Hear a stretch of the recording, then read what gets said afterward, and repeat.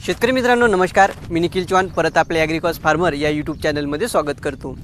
मित्रांनो, बाजारामध्ये सध्या सोयाबीन पिकाचे भरपूर वाण आलेले आहेत, परंतु या सर्व वाणामध्ये आपल्याला चांगल्या पद्धतीने उत्पादन देणारे वाण कोणते आहेत याची माहिती आज आपण या व्हिडिओच्या माध्यमातून पाहणार आहेत। यासाठी व्हिडिओ शेवटपर्यंत नक्की पहा।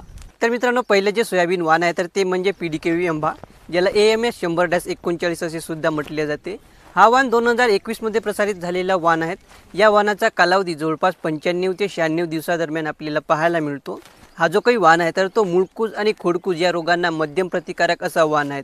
त्याचबरोबर आपल्या सोयाबीन पिकावर येणारी जी काही घोडमाशी आणि चक्री भुंग आहे या किडींना सुद्धा हा वाण मध्यम प्रतिकारक असा वाण आहे। याचं सरासरी उत्पादन हेक्टरी जवळपास 28 ते 30 क्विंटल दरम्यान आपल्याला पाहायला मिळतो। त्यानंतरचा वाण म्हणजे MVS 612, तर हा वसंतराव नाईक मराठवाडा कृषी विद्यापीठाने 2016 मध्ये प्रसारित केलेला वाण आहे। या वाणाचा कालावधी आपल्याला जवळपास 95 ते 98 दिवसादरम्यान पाहायला मिळतो। या वाणाची विशेषता म्हणजे हा वाण पाण्याचा ताण सहन करू शकतो।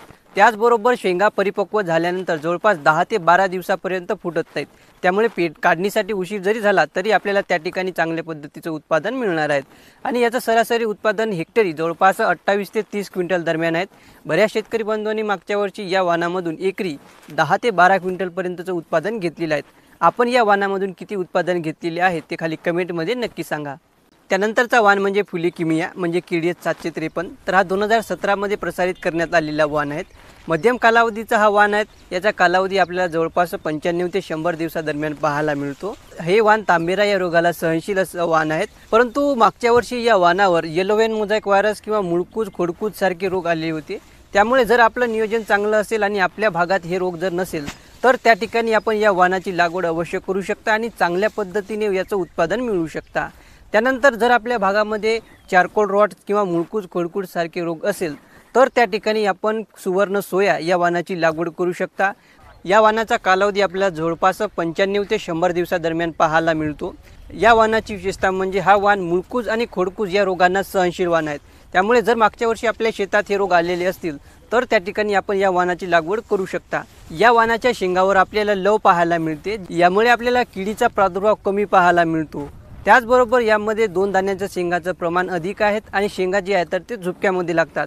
याचं सरासरी उत्पादन हेक्टरी जवळपास 28 ते 29 क्विंटल दरम्यान आपल्याला पाहायला मिळतो।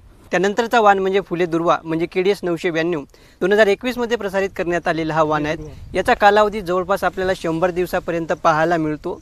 हा वाण तांबेरा रोगाला आणि बॅक्टेरियल पस्टूल या रोगांना सहनशील असा वाण आहे, परंतु मागच्या वर्षी या वाणावर सुद्धा आपल्याला येलो वेन मोझॅक किंवा चारकोल रॉट सारखे रोग पाहायला मिळालेले होते। उत्पादनाच्या दृष्टीने हा वाण चांगला आहे, फक्त येलो वेन मोझॅक व्हायरस किंवा चारकोल रॉट सारख्या रोगांना हा वाण बळी पडतो। त्यानंतरचा वाण म्हणजे RVSM 1135, तर या वाणाचा कालावधी जवळपास आपल्याला 98 ते 100 दिवसादरम्यान पाहायला मिळतो। या वाणाची विशेषता म्हणजे हा वाण yellow vein mosaic virus, charcoal rot किंवा रायझोक्टिनिया एरियल ब्लाइट सारख्या रोगांना कमी बळी पडतो। एका एकरामधून अनेक शेतकऱ्यांनी यापासून जवळपास 10 ते 12 क्विंटलपेक्षा जास्त उत्पादन घेतलेलं आहे। मागच्या वर्षी आपल्याला या वाणाचं किती उत्पादन मिळालं खाली कमेंटमध्ये नक्की सांगा। तर या व्हिडिओमध्ये एवढंच। हा व्हिडिओ कसा वाटला खाली कमेंटमध्ये नक्की सांगा। मागच्या वर्षी आपण कोणती सोयाबीन लावली होती, त्याचं उत्पादन आपल्याला किती मिळालं होतं ते खाली कमेंटमध्ये नक्की सांगा, जेणेकरून आपल्या कमेंट वाचून इतर शेतकऱ्यांना त्याचा फायदा होईल। व्हिडिओ आवडला असेल तर व्हिडिओला लाईक करा, नवीन असाल तर चॅनलला सबस्क्राईब करा, जेणेकरून असेच व्हिडिओ आपल्याला पाहायला मिळतील। धन्यवाद।